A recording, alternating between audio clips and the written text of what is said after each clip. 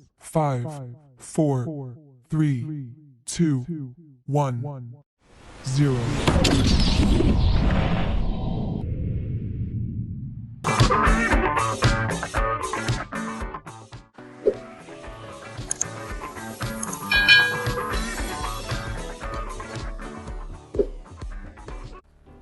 Hai.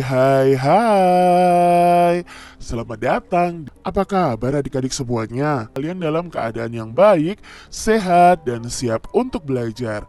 Nah, hari ini kita akan belajar bersama-sama untuk mata pelajaran Ilmu Pengetahuan Alam dan Sosial kelas 4 pada kurikulum Merdeka. Kita masih belajar di bab 1 nih, tentang tumbuhan sumber kehidupan di bumi. Kita belajar di topik C tentang perkembangbiakan tumbuhan melalui proses penyerbukan. Nah, adik-adik, mari kita belajar dengan penuh semangat. Adik-adik yang hebat, menurut kalian bagaimana tumbuhan berkembang biak? Lalu bagaimana ya cara tumbuhan itu menyebarkan bijinya dan mengapa tumbuhan itu perlu menyebarkan bijinya? Nah, dalam topik ini kita akan menjawab ketiga pertanyaan ini dengan materi yang ada. Adik-adik, perhatikan percakapan berikut ini. Sejuk sekali ya udara di hutan. Siapa ya yang menanam pohon-pohon ini? Mengapa tumbuhan ini bisa tumbuh menyebar di hutan ini? Benar juga ya, padahal tumbuhan kan tidak bisa bergerak. Nah, pasti adik-adik juga memiliki pertanyaan yang sama nih. Mengapa tumbuhan itu bisa menjadi banyak dan menyebar di mana-mana? Yuk kita cari tahu bersama-sama adik-adik. Apakah tumbuhan di hutan ditanam oleh manusia? Nah, jika tidak, lalu bagaimana nih? Tumbuhan bisa tumbuh tersebar di mana-mana. Siapa yang menanamnya? Lalu bagaimana cara tumbuh berkembang biaknya dan memperbanyak jenisnya ini? Nah, adik-adik yang hebat, apakah kalian masih ingat fungsi bunga pada tumbuhan? Ya, kalau adik-adik masih ingat ya, fungsi bunga pada tumbuhan adalah untuk tempat perkembangbiakan tumbuhan. Perkembangbiakan itu berarti tumbuhan itu bisa menjadi banyak ya, berkembang biak. Nah, bunga yang sudah berkembang biak akan menjadi biji nih adik-adik ya. Nah, biji inilah nanti yang bisa ditanam kembali. Itu adalah fungsi atau guna bunga. Bunga itu ada dua jenis loh adik-adik. Ada yang namanya bunga sempurna dan bunga tidak sempurna. Nah, kita pelajari satu persatu adik-adik dari bunga sempurna dan tidak sempurna. Benang sari dan putik adalah alat perkembangbiakan tumbuhan. Nah, benang sari itu adalah alat kelamin jantan pada tumbuhan dan putik adalah alat kelamin betina. Benang sari dan putik itu bisa terletak dalam satu bunga yang sama. Nah, inilah yang dinamakan dengan bunga sempurna. Jadi, bunga yang memiliki benang sari dan putik dalam satu bunga itu namanya bunga sempurna. Sedangkan bunga yang benang sari dan putiknya terpisah, tidak berada dalam satu bunga, itu disebut dengan bunga tidak sempurna. Nah, ini ya, perbedaan bunga sempurna dan bunga tidak sempurna. Nah, kita pelajari terlebih dahulu nih adik-adik tentang bunga sempurna. Ya, yang pertama yang perlu kita ketahui tentang bunga sempurna adalah bagian-bagian dari bunga sempurna. Nah, bunga sempurna itu ada memiliki tadi ya, yang penting adalah serbuk sari ya atau benang sari dan putik adik-adik. Nah, adik-adik harus tahu ini. Di sini ada bagian-bagian dari bunga sempurna. Yang pertama ada mahkota. Nah, bagian bunga yang berwarna indah itu disebut dengan mahkota yang menarik serangga untuk hinggap. Lalu berikutnya ada kelopak bunga. Ya, adik-adik perlu lihat di sini ada kelopak bunganya. Lalu ada dasar bunganya, ada tangkainya. Nah, di dalamnya ada yang namanya bakal biji. Bakal biji ini adalah tempat tumbuhnya biji setelah terjadi perkembangbiakan. Lalu, yang terpenting di sini dalam bunga sempurna adalah ada serbuk sari atau benang sari sebagai alat kelamin jantan yang nantinya akan menempel ya di tubuh hewan lalu terbawa oleh angin. Lalu di sini ada kepala putik atau tempat menempelnya serbuk sari. Jadi nanti serbuk sari akan menempel ke kepala putik adik-adik ya. Nah, di sini ada tangkai putik. Kalau serbuk sari ini sudah menempel di kepala putik, nanti akan keluar bakal biji. Nah, ini adalah bagian-bagian dari bunga sempurna ya. Contoh tumbuhan yang berbunga sempurna, berarti berbunga sempurna tadi memiliki putik dan benang sari dalam satu tumbuhan. Contohnya adalah bunga stroberi dan bunga sepatu adik-adik. Ini contoh tumbuhan berbunga sempurna. Berikutnya adalah bunga tidak sempurna. Nah, bunga tidak sempurna ini letak benang sari dan putiknya itu berbeda di masing-masing bunga.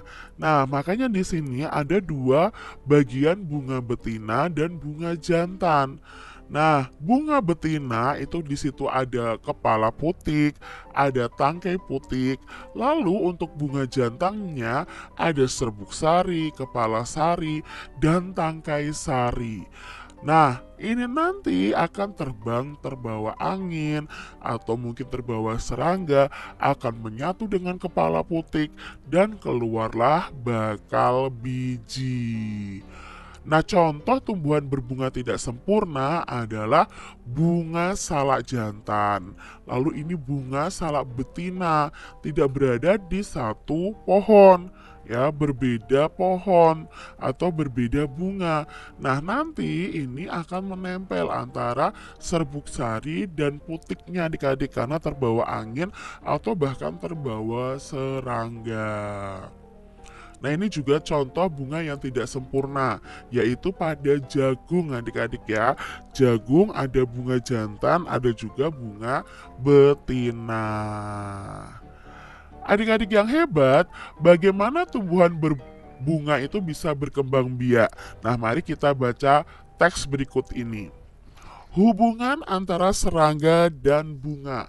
Apa ya kira-kira hubungan antara serangga yang sering hinggap di bunga itu? Yuk kita cari tahu bersama-sama. Nah, pernahkah adik-adik melihat lebah yang terbang di sekitar bunga? Nah, serangga ini tuh senang sekali adik-adik dengan bunga. Bagaimana tidak? Bunga itu adalah sumber makanannya. Serangga ini senang sekali dengan nektar atau sari bunga.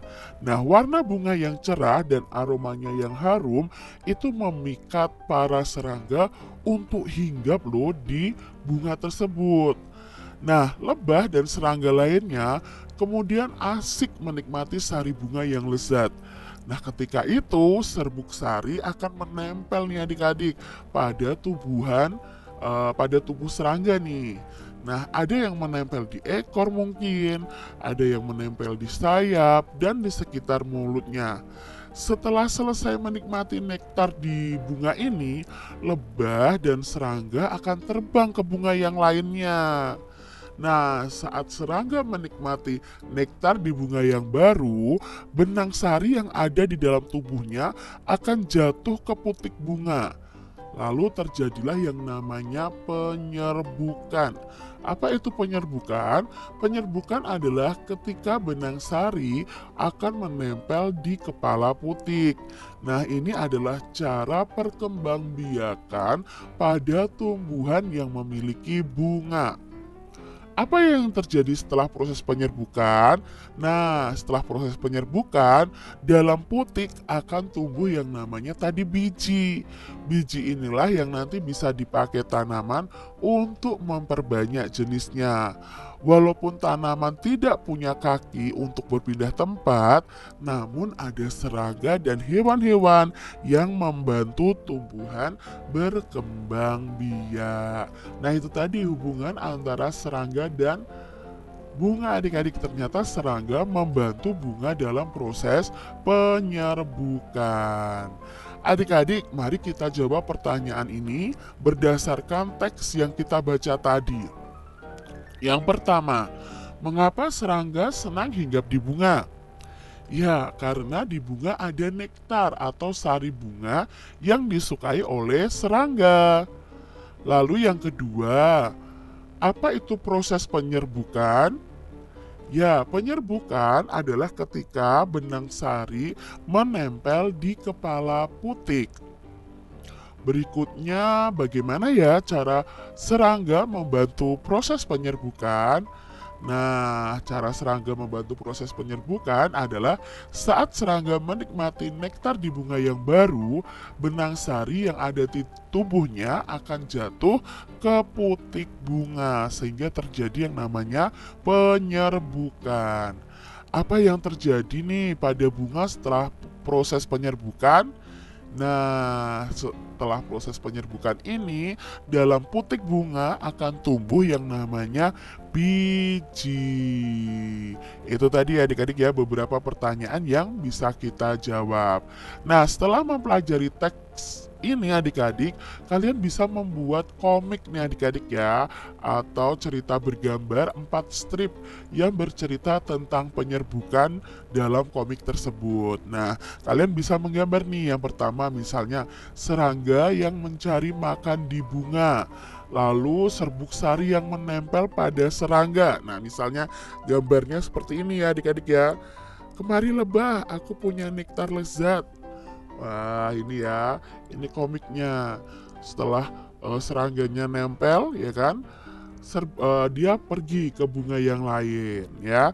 Lalu serbuk sarinya menempel pada serangga, ya. Nyam nyam nyam, lezat. Terima kasih bunga. Sama-sama, bawa serbuk sariku ya.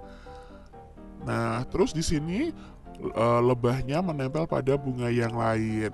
Nah, disitulah nanti serbuk sari akan jatuh ke kepala putik saat serangga mencari makan, lalu terjadi proses yang namanya penyerbukan.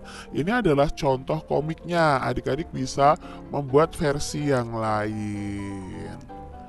Nah, adik-adik, mari kita refleksikan dengan menjawab 5 pertanyaan berikut ya. Kita cari tahu bersama-sama. Yang pertama, bagaimana cara tumbuhan berbunga berkembang biak? Ya, tumbuhan berbunga berkembang biak dengan cara penyerbukan. Lalu, bagaimana bagian bunga apa nih yang berperan dalam proses perkembangbiakan? Nah, bagian bunga yang berperan adalah serbuk sari dan kepala putik. Ya, serbuk sari itu alat kelamin jantan, putik itu alat kelamin betina. Jangan kebalik ya adik-adik ya. Berikutnya, apa peran hewan dalam perkembangbiakan tumbuhan? Nah, peran hewan adalah membantu proses penyerbukan. Nah, hewan pemakan nektar seperti serangga tadi akan membantu menempelnya serbuk sari di kepala putik. Selain melalui serangga, menurutmu apalagi yang bisa membantu terjadinya proses penyerbukan? Jadi selain serangga ada proses lain yang bisa membantu penyerbukan. Misalnya nih adik-adik ya, melalui burung yang terbang, lalu melalui angin yang membawa serbuk sari sehingga menempel di putik. Apa yang terjadi pada bunga setelah melakukan perkembangbiakan? Nah, yang terjadi bunga akan berkembang menjadi biji atau buah, sehingga biji atau buah nanti bijinya itu bisa kita tanam kembali. Nah, demikian tadi adik-adik tentang perkembangbiakan tumbuhan melalui proses penyerbukan. Jadi proses penyerbukan ini untuk tumbuhan yang memiliki bunga, berbeda dengan tumbuhan yang tidak memiliki bunga. Nah, bagaimana proses perkembangbiakan pada tumbuhan yang tidak memiliki bunga? Kita pelajari pada materi selanjutnya. Dan sampai jumpa lagi di video pembelajaran selanjutnya. Tuhan memberkati.